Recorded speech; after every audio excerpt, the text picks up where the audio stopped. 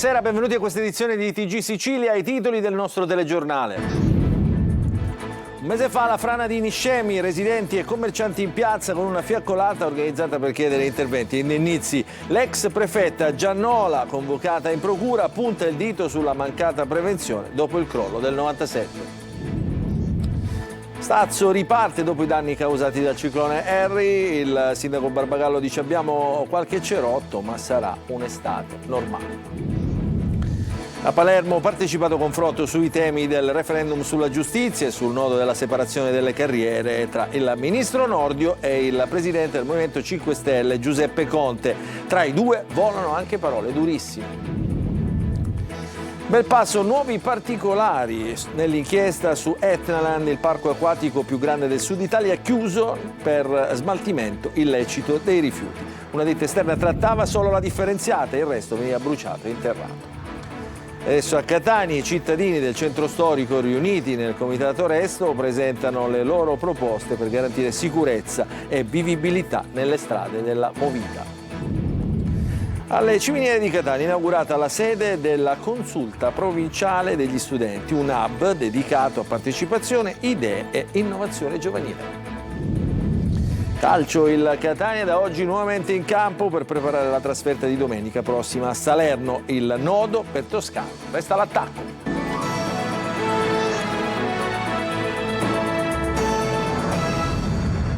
Ancora buonasera, lo avete sentito dai titoli. Oggi, a un mese esatto dalla frana di Niscemi, scende in piazza con una grande fiaccolata tutto il paese. Un gesto collettivo per non dimenticare, per chiedere verità, sicurezza e futuro. La mobilitazione organizzata dal comitato Evento Franoso. In piazza c'erano cittadini che hanno perso la casa, gli esercenti del centro storico, gli imprenditori agricoli, tutti uniti per chiedere celerità negli aiuti. E la procura di Gela continua ad indagare sulle cause della frana di Niscemi avvenuta appunto un mese fa, ascoltata l'ex prefetta Giannola. Intanto tra promesse e visite istituzionali la popolazione chiede risposte concrete. Il servizio di Gerry Italia. La procura di Gela stringe il cerchio sull'inchiesta aperta dopo la frana di Niscemi. Il capo dei magistrati Salvatore Vella ha accolto a sommare informazioni l'ex prefetta di Caltanissetta Isabella Giannola, nominata commissaria straordinaria per la ricostruzione dopo il disastro del 1997. L'esame testimoniale si è svolto nei locali della squadra mobile di Palermo alla presenza dei due sostituti procuratori titolari del fascicolo di un consulente della procura. L'indagine al momento resta ancora a carico di ignoti. Poche settimane fa, in un'intervista ad Avvenire, l'ex prefetta aveva puntato il dito contro le mancate opere di prevenzione, interventi mai realizzati, fondi stornati e un rischio idrogeologico rimasto irrisolto. Oggi quelle parole tornano fortemente d'attualità, mentre la magistratura prova a far luce su eventuali responsabilità. Nel frattempo a Niscemi la politica si è fatta vedere tutta, da destra a sinistra, sul ciglio della zona rossa o tra la gente, per portare solidarietà e promettere interventi. Ma dal palazzetto dello sport è diventato da oltre un mese il cuore della comunità, tra le famiglie sfollate, gli imprenditori e gli agricoltori che hanno perso tutto, resta una sola richiesta: trasformare le visite in aiuti concreti. Le parole non bastano più. Adesso chiediamo di essere presenti nei loro pensieri quando muoveranno le carte che devono insomma muovere per poter far sì che ognuno possa avere un po' di tranquillità e una svolta alla vita che in questo momento si è fermata. Voglio vedere se c'è questa concretezza di questi aiuti, di questa ricostruzione e di questa tutela per noi cittadini innanzitutto. Eppure, tra macerie e incertezze resiste anche la speranza. A ricordarlo è nonna Rosa, quasi 90 anni, che ha vissuto 2 frane e 2 volte ha perso tutto, senza mai perdere il coraggio. Noi siamo ottimisti, forti e coraggiose. Io sono una persona piena di fede. Io penso che tutto si metta a posto e possiamo essere consolate. E sempre a proposito di Niscemi, la Regione siciliana, con un decreto firmato oggi dall'assessore regionale alla salute Daniela Faraoni, ha disposto l'esenzione totale per un anno dei ticket sanitari a favore dei residenti nella zona rossa del paese. Il provvedimento riguarda tutti i cittadini niscemesi residenti nell'area interdetta ed è in validità sino al 28 febbraio 2027. Adesso ci spostiamo nella Cese a Stazzo, che riparte dopo i danni causati dal ciclone Harry. Esecutivi i lavori per il ripristino dei porti. Il servizio di Tonino De Mana. Siamo ormai in dirittura d'arrivo, riapriremo i nostri lungomare, chiaramente con qualche cerotto. Sarà un'estate quasi normale. Il sindaco di Acireale Barbagallo lo dice senza esitazioni, in una Stazzo baciata dal sole, con i raggi che riscaldano il cuore e l'anima, tenendo lontano i cattivi pensieri del ciclone Harry. Chiaramente ci sarà ancora molto da fare, ma dal borgo marinaro Acese arrivano segnali forti e chiari. L'esempio è la strada e la massicciata sul lungomare rimessi in sesto in meno di un mese. In questo mese abbiamo fatto il possibile, tutto quello che la legge prevede rispetto alle messe in sicurezza, quindi siamo ormai in dirittura d'arrivo e noi abbiamo sotto le strade pietra lavica, quindi siamo tra virgolette fortunati perché c'è una certa sicurezza, mentre dove le strade sono state realizzate nella sabbia i problemi sono, diciamo, di natura differente. Il comune di Acireale ha fatto la sua parte, ma per l'ultimo step servirà l'intervento di Stato e Regione. Manca l'ultima quota parte per cercare di tornare realmente alla normalità e ci attendiamo quindi una risposta immediata da parte della Regione Siciliana e dello Stato. Intanto dal Genio Civile arrivano altri segnali confortanti con lo stanziamento di fondi per il ripristino e la funzionalità dei porti. La fetta più importante è destinata proprio a Stazzo, 500.000 euro, poi Pozzillo 450.000 e Santa Tecla 400.000. I lavori, fa sapere Barbagallo, sono subito esecutivi. Del resto, per chi vive di mare e per il mare non c'è tempo da perdere. State realizzando un disegno di politica criminale. Volano parole grosse tra il guardasigilli, ministro della giustizia Carlo Nordio e il presidente del Movimento 5 Stelle Giuseppe Conte a Palermo. Si sono incontrati per un confronto sui temi appunto della imminente riforma della giustizia che sarà votata con il referendum a fine marzo. Il servizio di Manlio Viola. State realizzando un disegno di politica criminale. Volano parole grosse a Palermo nel confronto fra il ministro della giustizia Carlo Nordio e il presidente del Movimento 5 Stelle Giuseppe Conte sul referendum ormai alle porte che riguarda la riforma della giustizia e la separazione delle carriere dei magistrati. Ospiti della Fondazione Lauro Chiazzese di Palermo insieme ai rappresentanti dell'avvocatura, della magistratura e dei partiti, fra i quali, solo per fare un nome, il procuratore di Palermo Maurizio De Lucia, il ministro e il presidente del Movimento 5 Stelle non si sono risparmiati le stoccate. Per Nordio la separazione delle carriere è nelle cose ed esiste già in tutti i paesi civili. Con l'introduzione di un codice accusatorio in tutti i paesi del mondo, tutti dove esiste il sistema accusatorio e anche dove non esiste, le carriere sono separate. E c'è una ragione, perché, lo ripeto ancora una volta, il pubblico ministero è parte del processo e non può far parte, scusate il bisticcio delle parole, della stessa famiglia di cui fa parte il giudice terzo imparziale. Ma Giuseppe Conte accusa il governo di non essere chiaro e chiede di votare no, non per quello che c'è scritto nella riforma, ma per quello che nella riforma non viene detto, ovvero il fatto che attraverso queste modifiche costituzionali si apre al controllo della magistratura da parte del governo di turno. Il ministro, la separazione delle carriere nella sua dichiarazione 2010, libro con Pisapia, non serve assolutamente a nulla, è già nella realtà. Grazie. La finalità è ben oltre, l'ho detto, rivendicare il primato significa rivendicare il potere del governo di turno di ripararsi dalle inchieste della magistratura. Alla fine spazio alle domande degli studenti universitari siciliani, protagonisti nel corso di un dibattito che è stato realizzato in memoria di Lauro Chiazzese, che fra l'altro è stato anche rettore dell'Università di Palermo. E adesso andiamo a Belpasso. Pochi giorni fa è stato chiuso il parco acquatico Etnaland, il più grosso del sud Italia, sequestrato per smaltimento illecito dei rifiuti. Il comune non si occupava della raccolta, affidata a una ditta esterna che trattava però solo la differenziata. Il resto poi veniva bruciato e interrato. È andata sul posto Lorena Dolci. Ma in questo momento non c'è nessuno con cui parlare? In questo momento non la posso far parlare con nessuno. Non parla nessuno a Etnaland. Qui è tutto chiuso e non solo perché siamo fuori stagione. I sigilli parlano chiaro. Il parco divertimenti più grande del meridione, 500.000 visitatori l'anno, è sotto sequestro per una serie di reati ambientali, fra cui lo smaltimento illecito di rifiuti. Muti dipendenti non rilascia interviste neanche il sindaco di Belpasso. Carlo Caputo fa sapere solo che il comune non si occupava della raccolta rifiuti. Etnaland presentava ogni anno un contratto con ditte esterne per ottenere lo sgravio sulla Tari, pagando la metà della tassa rifiuti. Fra queste c'era anche la Green Team di Federico Magnano Sallio. Quelli che prendevamo noi erano ovviamente differenziati, sono stati regolarmente conferiti negli impianti e accettati come rifiuti conformi.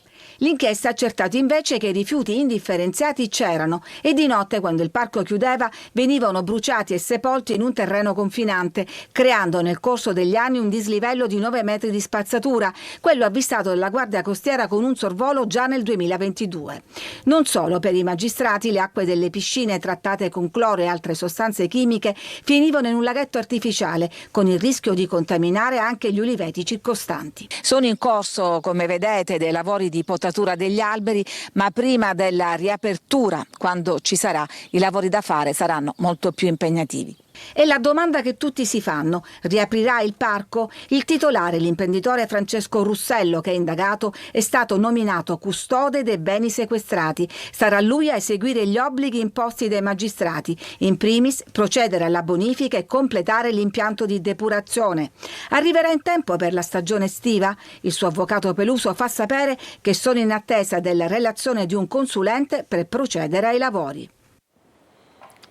Adesso andiamo a Palermo, dove è stata chiusa per un mese una sala bingo dopo il concerto del cantante neomelodico Anthony. Ad assistere all'esibizione c'erano pure 2 boss di spicco con i quali il cantante scambiava continui gesti di intesa, diversi poi brani dedicati ai detenuti. Il servizio di Marco Gullà. L'amore non c'è, succede senza pensare. Una sala bingo a Palermo in via Messina Marina è gremita di gente, non soltanto per tentare la fortuna, ma anche per ascoltare il cantante neomelodico Anthony e le sue dediche a chi si trova richiuso in carcere.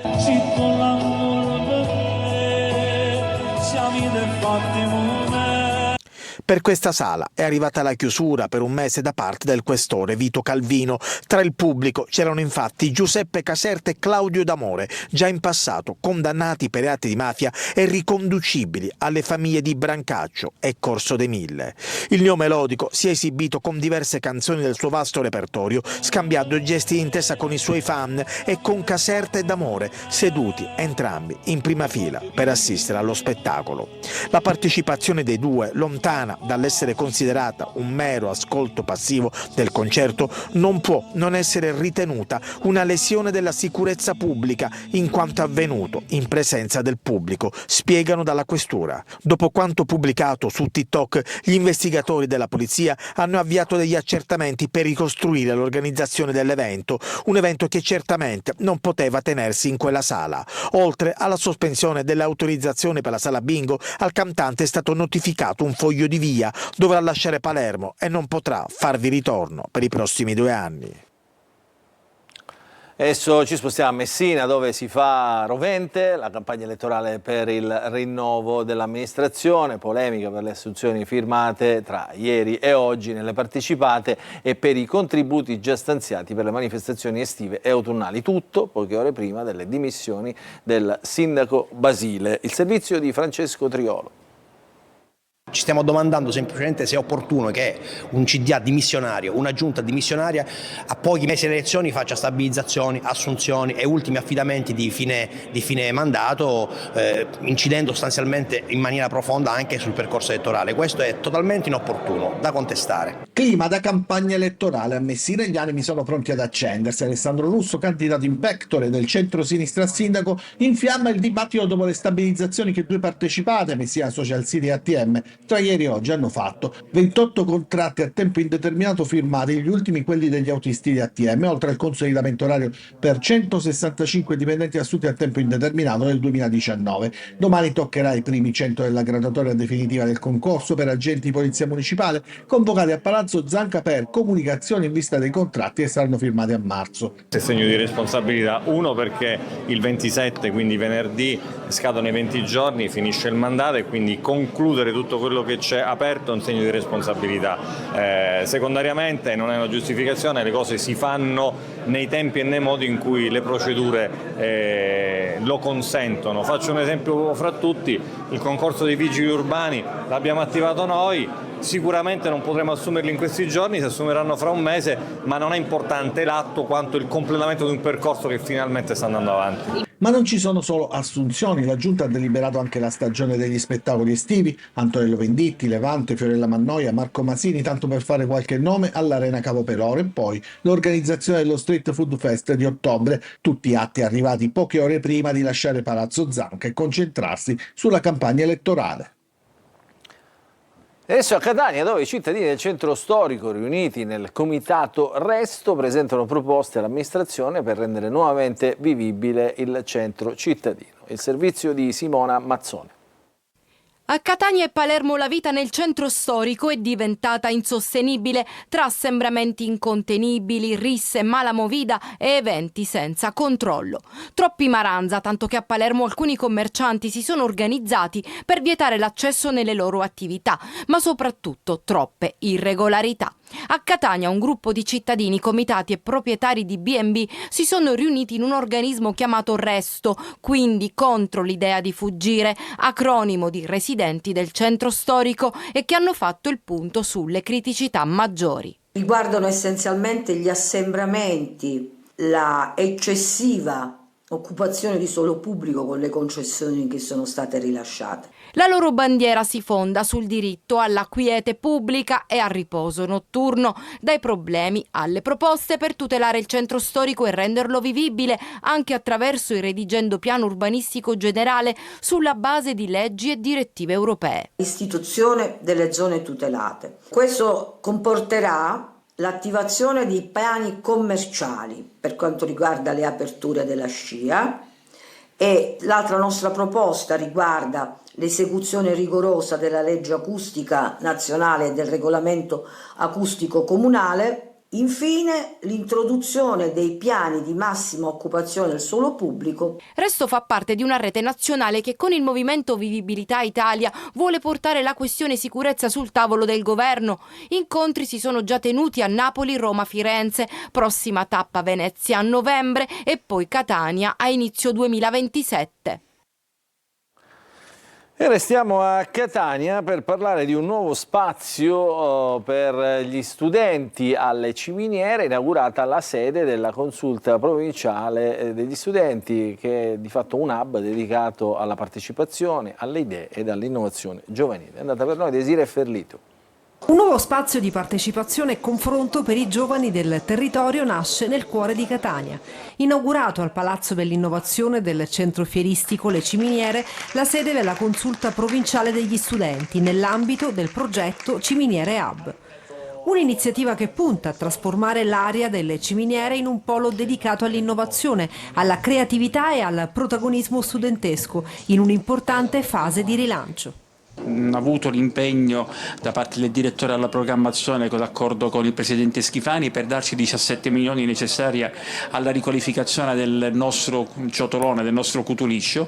Quindi stiamo correndo perché diventa troppo importante per la cultura catanese per continuare a immaginarlo chiuso da cancelli e inferriate. La nuova sede rappresenterà un punto di riferimento per gli studenti delle scuole superiori della provincia, uno spazio in cui progettare attività, promuovere iniziative culturali e rafforzare il dialogo con le istituzioni. Mettere insieme il presente con il futuro, con chi questo spazio lo abiterà e diventerà anche protagonista delle scelte decisionali. Un momento simbolico che segna un passo avanti verso una scuola sempre più aperta a territorio e capace di valorizzare le idee delle nuove generazioni. In programma per i prossimi mesi abbiamo diverse conferenze riguardo tematiche a noi molto vicine, come la sicurezza in strada o l'educare alla memoria storica. Con il progetto Ciminiere Hub, Catania investe sui giovani, offrendo loro un luogo fisico e concreto in cui far crescere partecipazione, cittadinanza attiva e innovazione.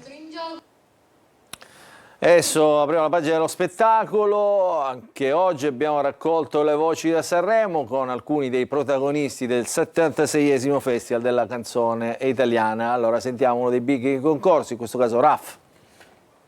Questo è il quinto Sanremo.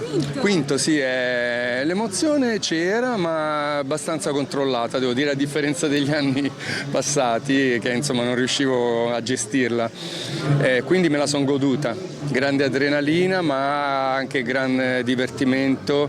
È bello quando tu riesci a controllare l'emozione, ma al tempo stesso con l'interpretazione riesci ad emozionare gli altri. E credo di esserci riuscito, quindi sono felicissimo. Quest'anno, quest'estate ti vedremo anche in Sicilia, 2 date che toccano le 2 punte, Palermo e Zafferana. Sì, non vedo l'ora perché manco dalla Sicilia da diversi anni e quindi per me è un grande ritorno. In Sicilia è una terra che io amo. Sono stato con radio, il concertone di Radio Italia. È stato bellissimo rivedere il pubblico di Palermo, la Sicilia io la amo. Allora noi ti aspettiamo, in bocca al lupo per questo Sanremo. Viva il lupo! E gara a Sanremo c'è anche Francesco Reng che è stato intervistato dalla nostra Veronica Barbarino. Perché la canzone è una canzone matura che tratta un argomento che mi sta particolarmente a cuore, quella è una riflessione intima insomma, su quelli che dovrebbero essere i rapporti verso l'altro, quindi racconta appunto che prima bisogna risolvere i propri crucci, le proprie zone d'ombra, attraversarle da soli senza proiettare le proprie criticità sugli altri, quindi per poter dare il meglio di me. Legame con la Sicilia, so che per metà il tuo sangue è siciliano. Assolutamente, terra bellissima, mia madre era di Palermo, la famiglia di mia madre era di Palermo e ogni volta che ci vado non so perché, è una cosa ancestrale, respiro un po' aria di casa. Adesso ci fermiamo per una piccola pausa, poi il calcio.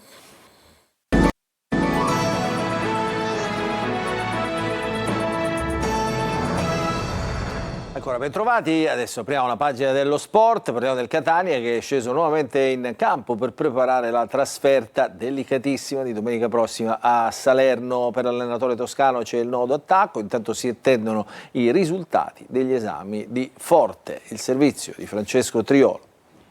I 2 giorni di pausa sono stati solo sulla carta per molti. Da oggi il Catania è tornato ad allenarsi al completo in vista del doppio impegno in trasferta che il calendario mette davanti. 2 scontri diretti, 2 incroci che definiranno il prossimo futuro del campionato rosso-azzurro. Si parte da Salerno, piazza in subbuglio nelle ultime ore, che ha vissuto anche il ribaltone in panchina con l'arrivo di Serse Cosbi al posto di Peppe Raffaele. La Salernitana dovrebbe anche cambiare volta, almeno tatticamente, con un 3-5-2 che è nelle corde del nuovo tecnico, con il rilancio di Golemic e l'avanzamento di Capomaggio. Situazioni che Mimmo Toscano e il suo staff analizzeranno e approfondiranno con la squadra da oggi per tutta la settimana. L'allenatore etneo ha anche i suoi pensieri, c'è attesa per esempio per l'esito dei controlli a cui è stato sottoposto Forte.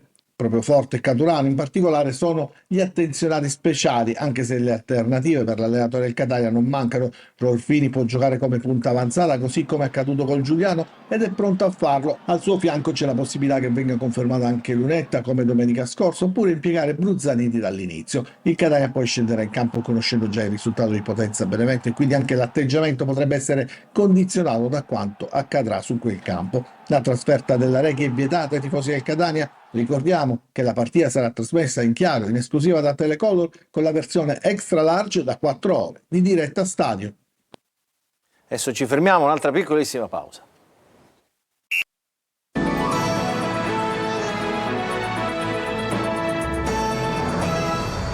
Rientriamo in diretta nell'ultima parte del nostro telegiornale, non ci sono nuovi aggiornamenti, dunque il nostro telegiornale, questa edizione del nostro telegiornale finisce qui, non ci resta che augurarvi un buon proseguimento di serata a tutti.